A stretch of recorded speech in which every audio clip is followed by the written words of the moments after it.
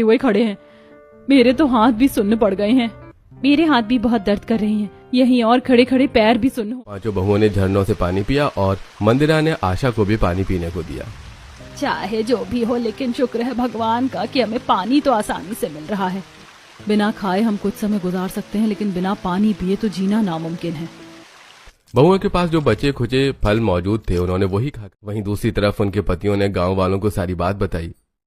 अरे भाई, मानना पड़ेगा, तुमने बड़ी हिम्मत से काम लिया है, नहीं तो ऐसे में लोग हार मानकर अपनी जान से भी हाथ धो बैठते हैं। हम तुम्हारी हिम्मत की दाद देते हैं भाई साहब, अगर आपको ठीक लगे तो आप यहाँ जब तक रह सकते हैं जब तक आपकी जमीन से पानी नहीं उतर जाता। इस तरह पहाड़ों में रहना कोई आसान बात नहीं है, और आपके छोटे छोटे बच्चे भी होंगे, उनका ख्याल आपको हर समय रखना पड़ता होगा।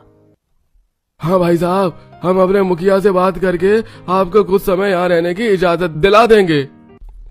पांचों बेटे और गांव वाले उनकी बात पर काफी खुश हुए। उन्होंने उनका हाथ जोड़कर शुक्रिया अदा किया। अपने परिवार को भी पहाड़ों से लेकर आना था।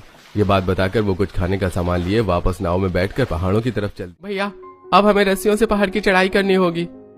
इसकी ऊंचाई लगभग 8 मंजिला है, हमें बहुत सावधानी से चढ़ना होगा। गांव वालों ने चढ़ना शुरू किया और धीरे धीरे सभी सुरक्षित ऊपर चढ़ गए। सभी ने अपने परिवारों को सारी बात बताई, जिस पर उनके परिवार वाले बहुत खुश हुए।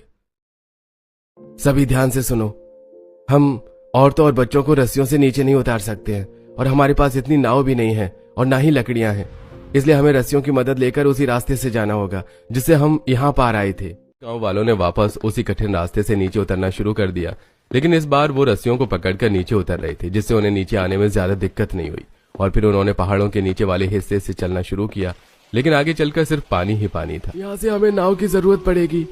पांचों बेटों और सभी गांव वालों ने इस बार बड़ी बड़ी नाव बनाने की शुरुआत की। आटा और रस्सियों की मदद से उन्हें जोड़कर 4 बड़ी, और फिर उसमें बैठकर गांव की ओर जाने लगे। चलते चलते ही आधे रास्ते में बारिश शुरू हो गई। ए भगवान जी, हमने कम परेशानियों का सामना किया जो अब ये बारिश भी शुरू हो गई।